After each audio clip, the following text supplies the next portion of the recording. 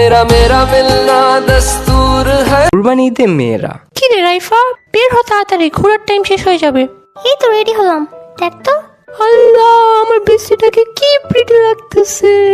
ও shut up, তোরটা আরো cute. না, তোরটা বেশি কিউট। না তোর।